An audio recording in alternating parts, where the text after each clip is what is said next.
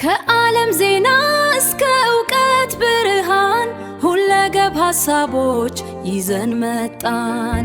አዳዲስ ሐሳቦች አዲስ እይታ ለነገ ሕይወትዎ ልዩ ስንቅ ይዘን መጣ። ሁሌም ከጎንዎ ሁለገብ ሐሳቦች ሁለገብ ሐሳቦች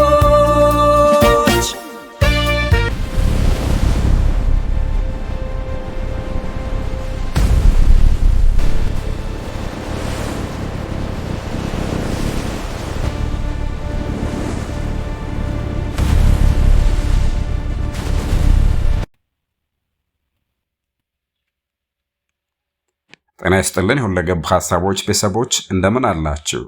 የዓለም አቀፍና የሀገር ውስጥ ወቅታዊ ክስተቶች አጠቃላይ ዜና ዘገባ ይዘንላችሁ ቀርበናል። አብራችሁን ቆዩ። በአሁኑ ወቅት ዓለማችን እጅግ አስፈሪና ታሪካዊ በሆኑ ክስተቶች ውስጥ እየተጓዘች ትገኛለች።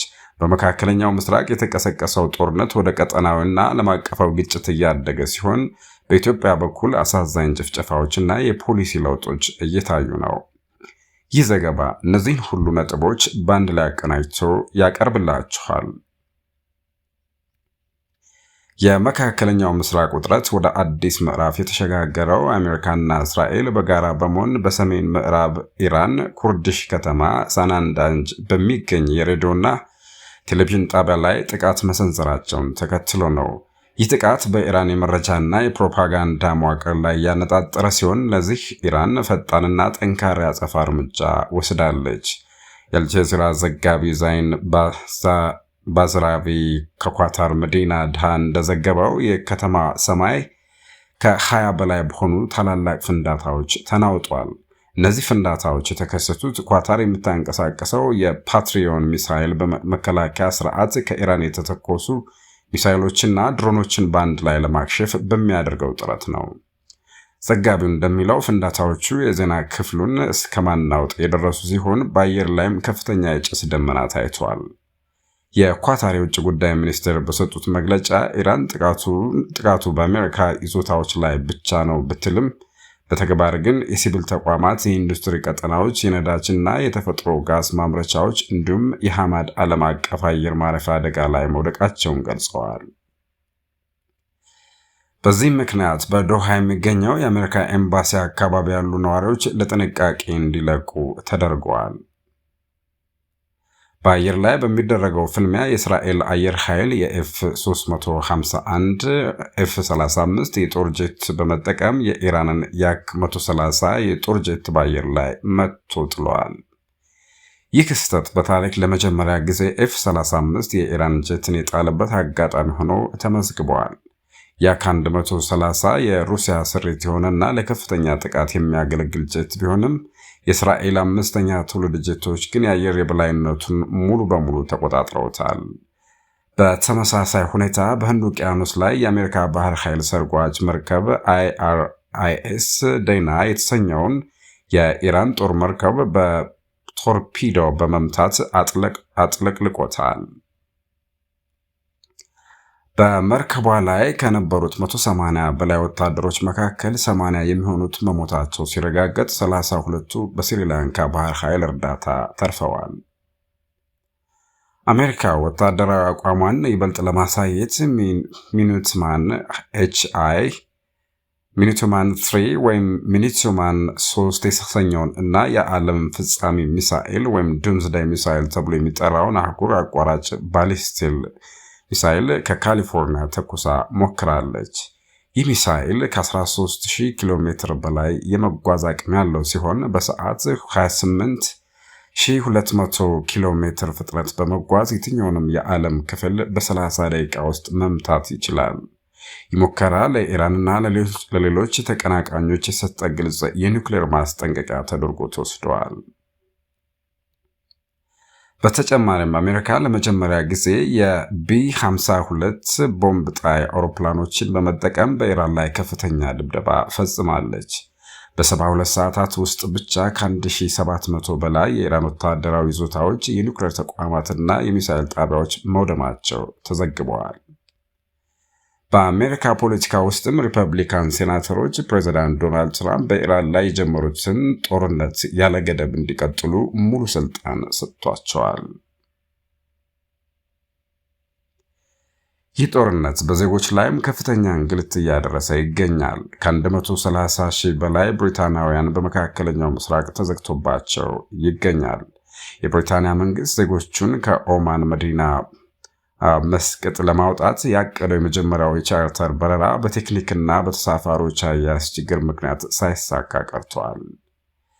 ተሳፋሪዎቹ ለእያንዳንዱ መቀመጫ 350 ፓውንድ እንዲከፍሉ የተጠየቁ ቢሆንም ብዙዎች ግን አሁንም በአየር ማረፊያዎች ተዘግቶባቸው በሰቆቃ ውስጥ ይገኛሉ። በሳዑዲ አረቢያ፣ ኢራን፣ ኢራቅ፣ ኳታርና እስራኤል ላይ የአየር ክልሎች መዘጋታቸው የዜጎችን እንቅስቃሴ ሙሉ በሙሉ ገድበዋል። ወደ ሀገር ውስጥ ጉዳይ ስንመለስ ባለፈው ሳምንት በአርሲ ዞን ሽርካና መርቲ ወረዳዎች እጅግ አሰቃቂ ጭፍጨፋ ተፈጽመዋል። የቤተ ክርስቲያን ምንጮችና የአካባቢው ነዋሪዎች እንደገለጹት ታጣቂዎች በፈጸሙት ጥቃት ከ30 በላይ ንጹሐን ዜጎች ተገድለዋል። ጥቃቱ የጀመረው የካቲት 17 ቀን 2018 ዓ.ም በመርቲ ወረዳ ፌከርሳ አካባቢ ሲሆን 4 ሰዎች ተገድለዋል። ከሟቾቹ መካከል አንዱ ሙስሊም ሲሆን ታጣቂዎቹ ኦርቶዶክስ ጓደኞቹን ሲገድሉ ለምን ንጹሐንን ትገድላላችሁ ብሎ በመቃወሙ አብሮ ተገድለዋል። የካቲት 19 ቀን በሸርካ ወረዳ ጃዊ ዋጬ ቀበሌ 19 ሰዎች ተገድለዋል። ምስክሮች እንደሚሉት ታጣቂዎቹ አረጋውያን ወንዶችና ሴቶች በቤታቸው ውስጥ በቁማቸው አቃጥለዋቸዋል። የኢትዮጵያ ኦርቶዶክስ ተዋሕዶ ቤተክርስቲያን ቋሚ ሲኖዶስና የኢትዮጵያ እስልምና ጉዳዮች ጠቅላይ ምክር ቤት ድርጊቱን በጽኑ አውግዘዋል። ድርጊቱ ለዘመናት የቆየውን የሃይማኖቶች አብሮነትን ለመበጣጠስ የታለመ እኩይ ተግባር መሆኑን በመግለጽ መንግስት ጥፋተኞችን ለፍርድ እንዲያቀርብ ጠይቀዋል። በኢኮኖሚው ዘርፍ የገንዘብ ሚኒስቴር አዲስ ባዘጋጀው ረቂቅ ደንብ በዲጂታል አማካኝነት ገቢ የሚያገኙ ዜጎች ላይ ግብር ሊጥል መሆኑን አስታውቋል። በኢትዮጵያ ነዋሪ ሆኖ በዩቲዩብ በኦንላይን ንግድ ወይም በፍሪላንስ ስራ ገቢ የሚያገኝ ማንኛውም ግለሰብ ግብር እንዲከፍል ይገደዳል። ተቋማትም የሰራተኞቻቸውን የአይፒ አድራሻ፣ የሲም ካርድ መረጃና የባንክ ሂሳብ ለታክስ ባለስልጣኑ ማሳወቅ ይጠበቅባቸዋል። በተጨማሪም በአዲስ አበባ ቂርቆስ ክፍለ ከተማ የሚገኝ አንድ ሆቴል የወንዝ ዳርቻ በቆሻሻ በመበከሉ 600 ሺህ ብር እንዲቀጣ ተደርጓል። ተቋሙ ከዚህ በፊትም ተመሳሳይ ጥፋት ፈጽሞ 300 ሺህ ብር ተቀጥቶ የነበረ ቢሆንም ጥፋቱን በመድገም ቅጣቱ እጥፍ እንዲሆን ተወስኗል። በመጨረሻም የካቲት 26 ቀን 2018 ዓ.ም የነበረውን የውጭ ምንዛሬ ተመን በዝርዝር ስንመለከት የአሜሪካ ዶላር መግዣ 177 ብር ከ0 ሳንቲም ሆኖ መሸጫው 180 ብር ከ56 ሳንቲም ደርሰዋል። የእንግሊዝ ፓውንድ መግዣ 231 ብር ከ0 ሳንቲም ሲሆን መሸጫው 235 ብር ከ69 ሳንቲም ሆኗል። ዩሮ መግዣ 201 ብር ከ05 ሳንቲም ሲሆን መሸጫው 205 ብር ከ07 ሳንቲም ደርሰዋል። የስዊስ ፍራንክ መግዣ 223 ብር ከ05 ሳንቲም ሲሆን መሸጫው 227 ብር ከ51 ሳንቲም ደርሰዋል።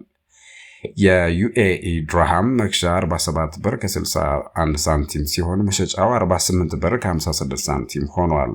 የሳውዲ ሪያል መግዣ ደግሞ 46 ብር ከ55 ሳንቲም ሲሆን መሸጫው 47 ብር ከ48 ሳንቲም ደርሷል።